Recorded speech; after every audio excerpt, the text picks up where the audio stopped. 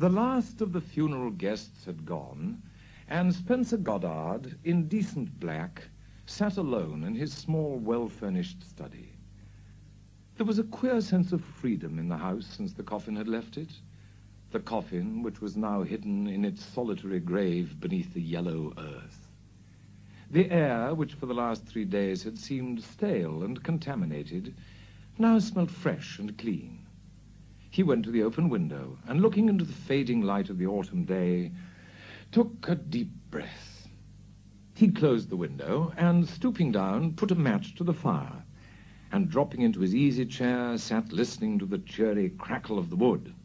At the age of 38, he had turned over a fresh page. Life, free and unencumbered, was before him. His dead wife's money was at last his, to spend as he pleased, instead of being doled out in reluctant driblets. He turned at a step at the door, and his face assumed the appearance of gravity and sadness it had worn for the last 4 days. The cook, with the same air of decorous grief, entered the room quietly, and crossing to the mantelpiece, placed upon it a photograph. "I thought you'd like to have it, sir," she said in a low voice, "to remind you." Goddard thanked her, and rising, took it in his hand and stood regarding it. He noticed with satisfaction that his hand was absolutely steady. "It's a very good likeness, till she was taken ill," continued the woman. "I never saw anybody change so sudden." "The nature of her disease, Hannah," said her master. The woman nodded, and dabbing at her eyes with her handkerchief, stood regarding him. "Is there anything you want?" he inquired after a time. She shook her head. "I can't believe she's gone," she said in a low voice. "Every now and then I have a queer feeling that she's still here." "It's your nerves," said her master sharply. "And wanting to tell me something." By a great effort, Goddard refrained from looking at her. "Nerves," he said again. "Perhaps you ought to have a little holiday. It has been a great strain upon you." "You too, sir," said the woman respectfully, "waiting on her hand and foot as you have done. I can't think how you stood it. If you'd only had a nurse—" "I preferred to do it myself, Hannah," said her master. "If I had had a nurse, it would have alarmed her." The woman assented.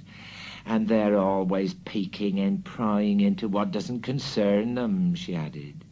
"Always think they know more than the doctors do." Goddard turned a slow look upon her.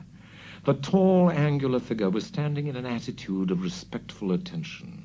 The cold, slaty brown eyes were cast down, the sullen face expressionless. "She couldn't have had a better doctor," he said, looking at the fire again. "No man could have done more for her." "And nobody could have done more for her than you did, sir," was the reply. "There's few husbands that would have done what you did." Goddard stiffened in his chair. "That will do, Hannah," he said curtly. "Or done it so well," said the woman with measured slowness. With a strange, sinking sensation, her master paused to regain his control. Then he turned and eyed her steadily. "Thank you," he said slowly. "You mean well, but at present I cannot discuss it." For some time after the door had closed behind her, he sat in deep thought. The feeling of well-being of a few minutes before had vanished, leaving in its place an apprehension which he refused to consider, but which would not be allayed. He thought over his actions of the last few weeks carefully, and could remember no flaw. His wife's illness, the doctor's diagnosis, his own solicitous care, were all in keeping with the ordinary. He tried to remember the woman's exact words, her manner. Something had shown him fear. What? He could have laughed at his fears next morning. The dining room was full of sunshine, and the fragrance of coffee and bacon was in the air. Better still, a worried and commonplace Hannah, worried over 2 eggs with false birth certificates, over the vendor of which she became almost lyrical. "The bacon is excellent," said her smiling master. "So is the coffee, but your coffee always is." Hannah smiled in return, and taking fresh eggs from a rosy-cheeked maid, put them before him. A pipe, followed by a brisk walk, cheered him still further. He came home glowing with exercise, and again possessed with that sense of freedom and freshness. He went into the garden, now his own, and planned alterations. After lunch he went over the house. The windows of his wife's bedroom were open, and the room neat and airy. His glance wandered from the made-up bed to the brightly polished furniture. Then he went to the dressing-table and opened the drawers, searching each in turn. With the exception of a few odds and ends, they were empty. He went out onto the landing and called for Hannah. "Do you know whether your mistress locked up any of her things?" he inquired. "What things?" said the woman. "Well, her jewelry mostly." "Oh," Hannah smiled. "She gave it all to me," she said quietly. Goddard checked an exclamation. His heart was beating nervously, but he spoke sternly. "When?" "Just before she died. Of gastroenteritis," said the woman. There was a long silence. He turned, and with great care mechanically closed the drawers of the dressing-table. The tilted glass showed him the pallor of his face, and he spoke without turning round. "That's all right, then," he said huskily. "I only wanted to know what had become of it. I thought perhaps Millie—" Hannah shook her head.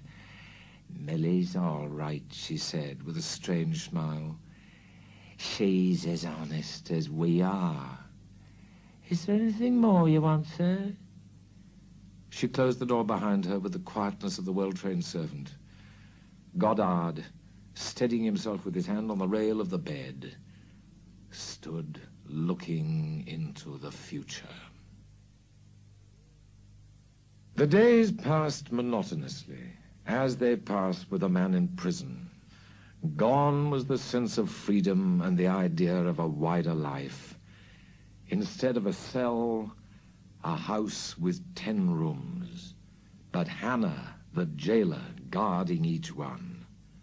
Respectful and attentive, the model servant, he saw in every word a threat against his liberty, his life. In the sullen face and cold eyes, he saw her knowledge of power. In her solicitude for his comfort and approval, a sardonic jest. It was the master playing at being the servant. The years of unwilling servitude were over, but she felt her way carefully, with infinite zest in the game.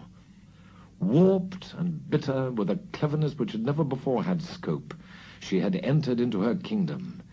She took it little by little, savoring every morsel.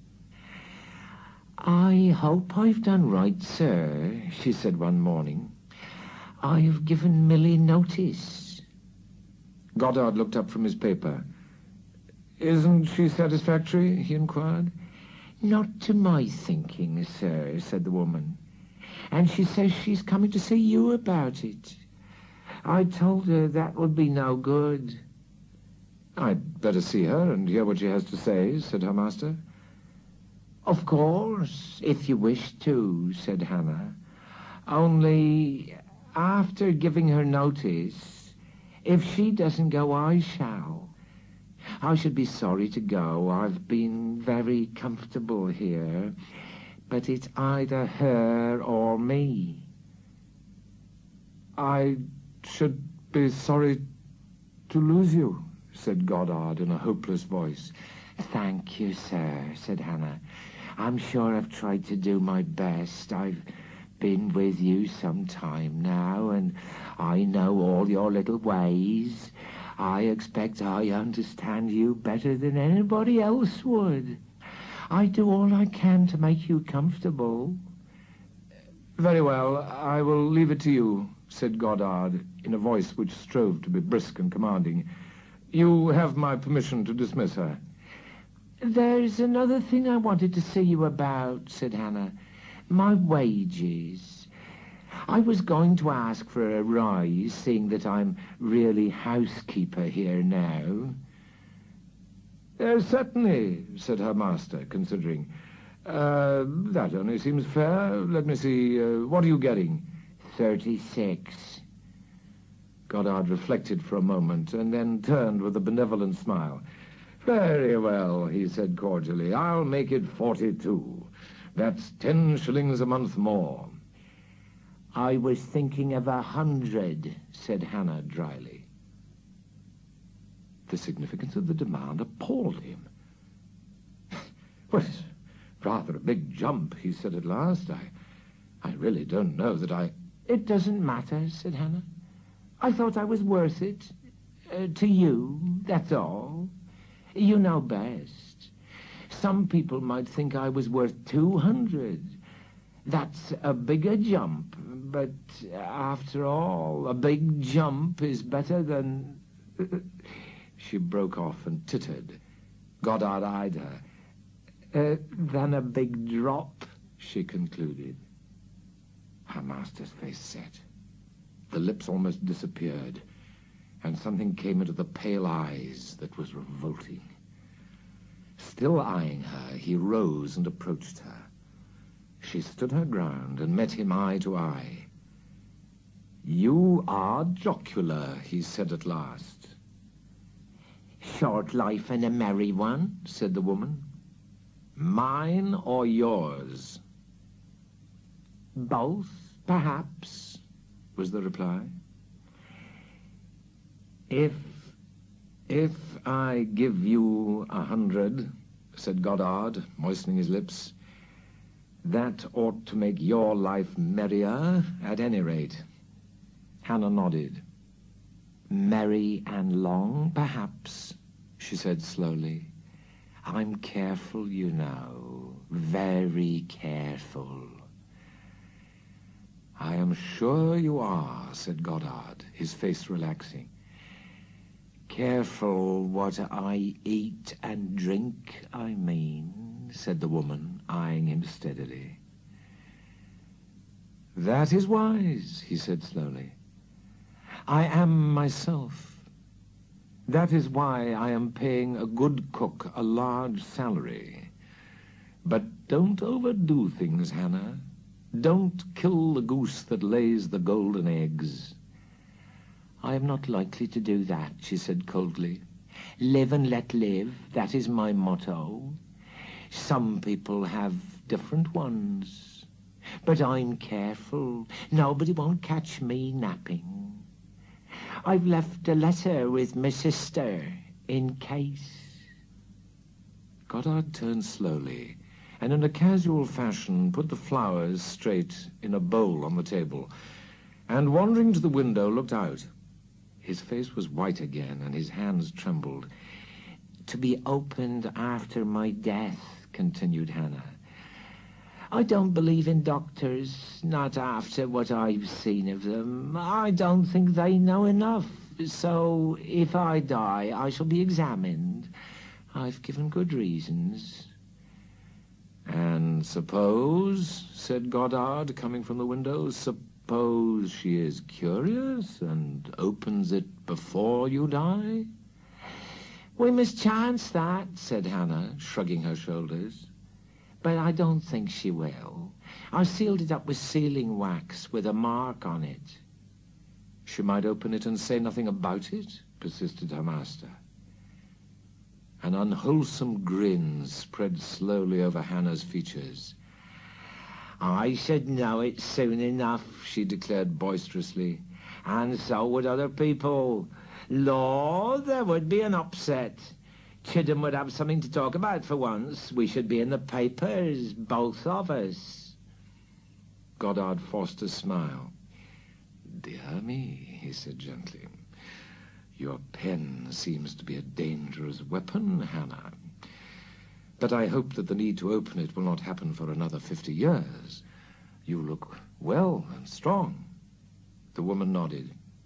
I don't take up my troubles before they come, she said with a satisfied air.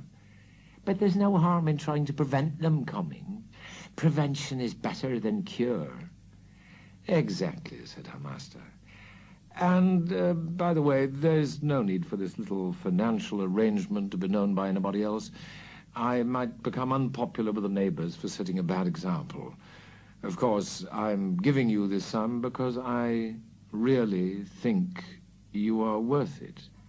I'm sure you do, said Hannah. I'm not sure I ain't worth more, but this'll do to go on with. I shall get a girl for less than we're paying Millie, and that'll be another little bit extra for me. Certainly, said Goddard, and smiled again. Come to think of it, said Hannah, pausing at the door, I ain't sure I shall get anybody else. Then there'll be more than ever for me. If I do the work, I might as well have the money. Her master nodded, and left to himself sat down to think out a position which was as intolerable as it was dangerous.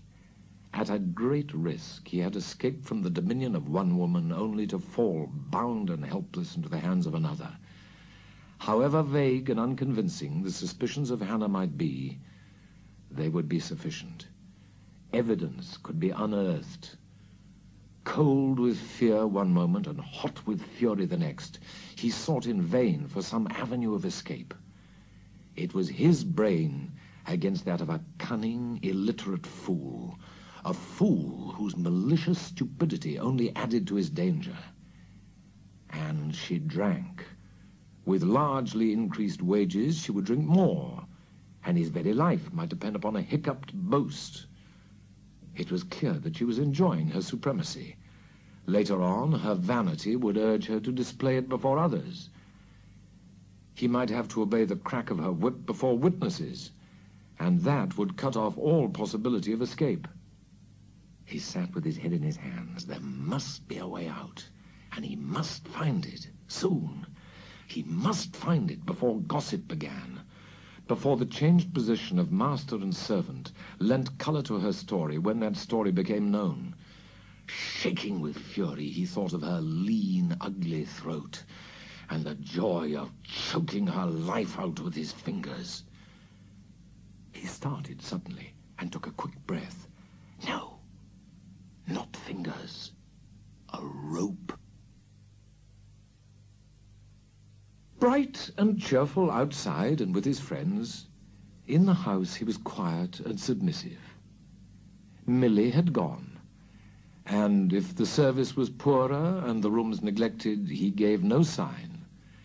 If a bell remained unanswered, he made no complaint, and to studied insolence turned the other cheek of politeness.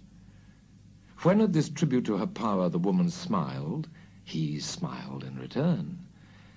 A smile which, for all its disarming softness, left her vaguely uneasy. "I'm not afraid of you," she said once with a menacing air. "I hope not," said Goddard in a slightly surprised voice. "Some people might be, but I'm not," she declared. "If anything happened to me..." "Nothing could happen to such a careful woman as you are," he said, smiling again. "You ought to live to 90. With luck." It was clear to him that the situation was getting on his nerves. Unremembered but terrible dreams haunted his sleep. Dreams in which some great inevitable disaster was always pressing upon him, although he could never discover what it was. Each morning he awoke unrefreshed to face another day of torment. He could not meet the woman's eyes for fear of revealing the threat that was in his own. Delay was dangerous and foolish. He had thought out every move in that contest of wits, which was to remove the shadow of the rope from his own neck and place it about that of the woman. There was a little risk, but the stake was a big one. He had but to set the ball rolling, and others would keep it on its course. It was time to act. He came in a little jaded from his afternoon walk and left his tea untouched. He ate but little dinner, and sitting hunched up over the fire, told the woman that he'd taken a slight chill. Her concern, he felt grimly, might have been greater if she had known the cause. He was no better next day, and after lunch called in to consult his doctor. He left with a clean bill of health, except for a slight digestive derangement, the remedy for which he took away with him in a bottle. For 2 days he swallowed 1 tablespoonful 3 times a day in water, without result. Then he took to his bed. "A day or 2 in bed won't hurt you," said the doctor. "Show me that tongue of yours again." "But what is the matter with me, Roberts?" inquired the patient. The doctor pondered. "Nothing to trouble about. Nerves a bit wrong, digestion a little bit impaired. You'll be all right in a day or 2. Goddard nodded. So far, so good. Roberts had not outlived his usefulness. He smiled grimly after the doctor had left at the surprise he was preparing for him. A little rough on Roberts and his professional reputation, perhaps, but these things could not be avoided. He lay back and visualized the program. A day or 2 longer, getting gradually worse, then a little sickness. After that, a nervous, somewhat shamefaced patient hinting at things. His food had a queer taste. He felt worse after taking it.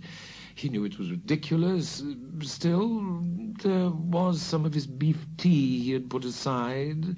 Perhaps the doctor would like to examine it. And the medicine. Secretions, too. Perhaps he would like to see those. Propped on his elbow, he stared fixedly at the wall. There would be a trace, a faint trace of arsenic in the secretions. There would be more than a trace in the other things. An attempt to poison him would be clearly indicated. And his wife's symptoms had resembled his own. Let Hannah get out of the web he was spinning if she could. As for the letter she had threatened him with, let her produce it. It could only recoil upon herself. 50 letters could not save her from the doom he was preparing for her. It was her life or his, and he would show no mercy. For 3 days he doctored himself with sedulous care, watching himself anxiously the while. His nerve was going, and he knew it. Before him was the strain of the discovery, the arrest, and the trial. The gruesome business of his wife's death. A long business. He would wait no longer, and he would open the proceedings with dramatic suddenness. It was between 9 and 10 o'clock at night when he rang his bell, and it was not until he had rung 4 times that he heard the heavy steps of Hannah mounting the stairs. "What do you want?" she demanded, standing in the doorway. I'm very ill," he said, gasping. "Run for the doctor. Quick." The woman stared at him in genuine amazement. "What? At this time of night?" she exclaimed. "Not likely." "I'm dying," said Goddard in a broken voice. "Not you," she said roughly. "You'll be better in the morning." "I'm dying," he repeated. Go for the doctor." The woman hesitated. The rain beat in heavy squalls against the window, and the doctor's house was a mile distant on the lonely road. She glanced at the figure on the bed. "I should catch my death of cold," she grumbled. She stood sullenly regarding him. He certainly looked very ill, and his death would by no means benefit her. She listened, scowling, to the wind and the rain. "All right," she said at last, and went noisily from the room. His face set in a mirthless smile. He heard her bustling about below. The front door slammed violently, and he was alone. He waited for a few moments, and then, getting out of bed, put on his dressing gown and set about his preparations.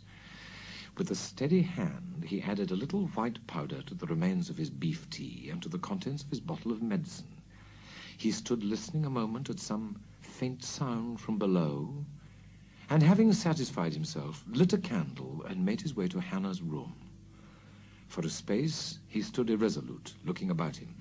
Then he opened one of the drawers and, placing the broken packet of powder under a pile of clothing at the back, made his way back to bed.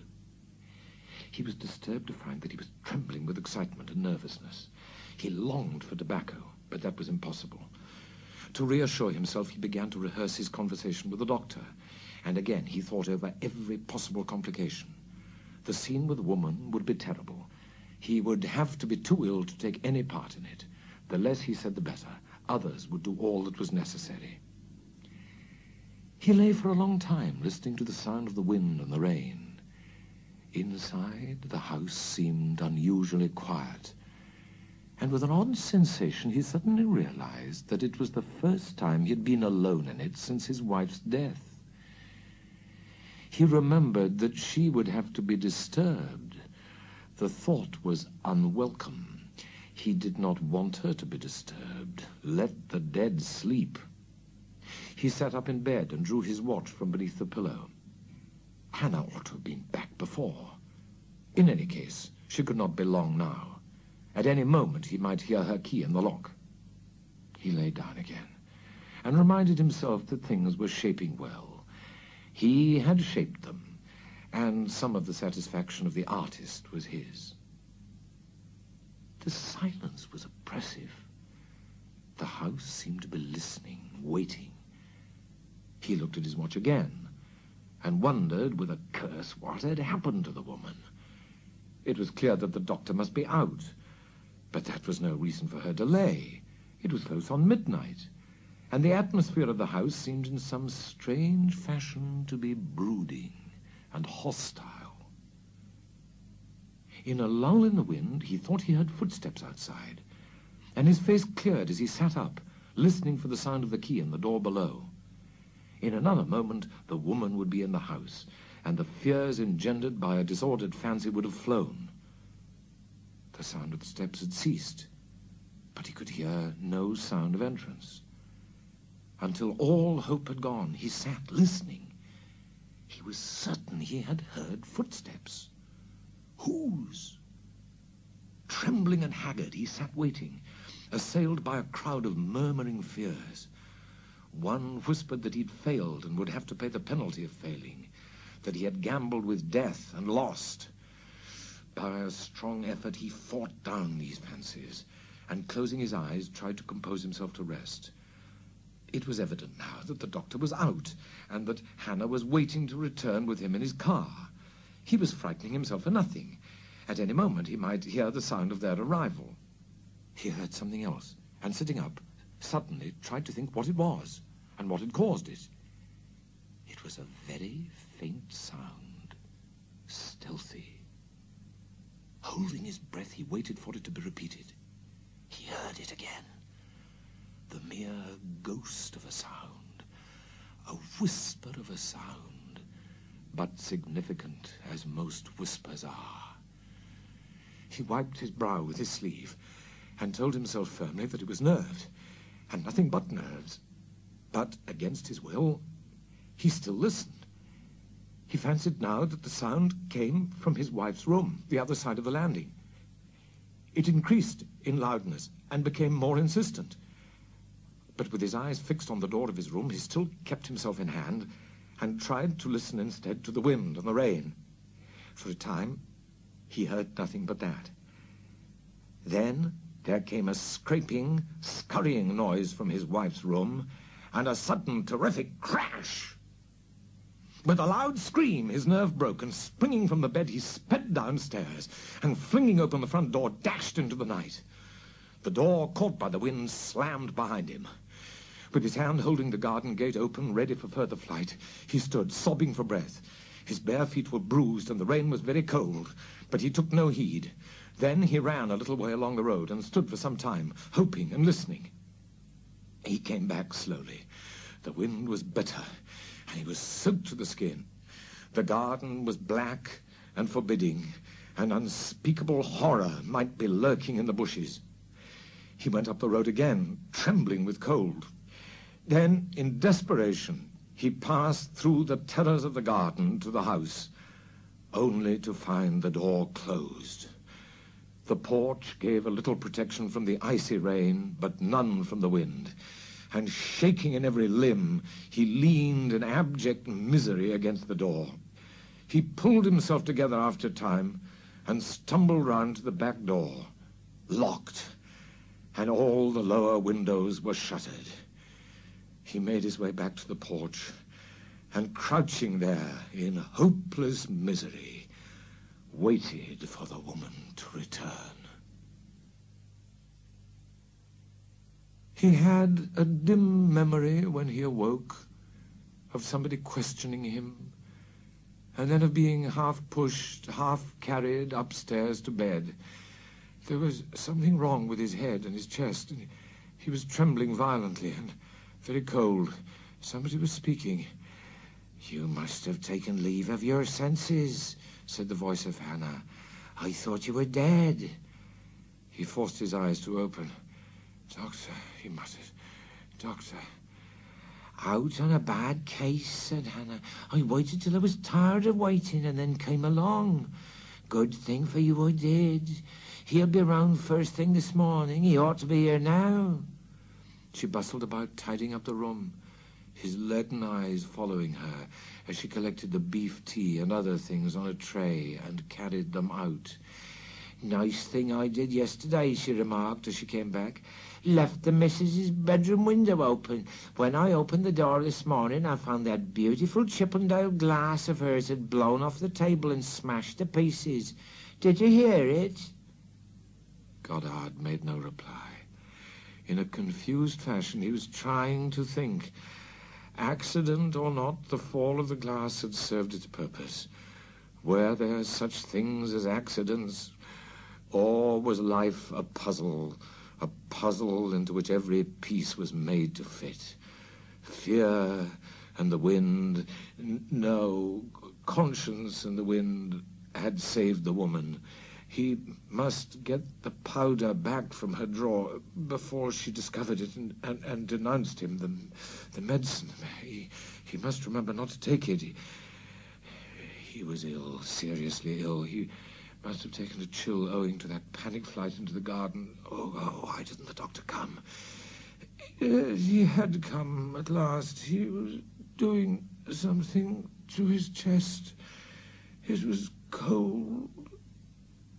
Again, the doctor. There was something he wanted to tell him. Hannah and a powder. What was it? Later on, he remembered, together with other things that he had hoped to forget. He lay watching an endless procession of memories, broken at times by a glance at the doctor, the nurse, and Hannah, who were all standing near the bed regarding him. They had been there a long time, and they were all very quiet. The last time he looked at Hannah was the first time for months that he had looked at her without loathing and hatred. Then he knew that he was dying.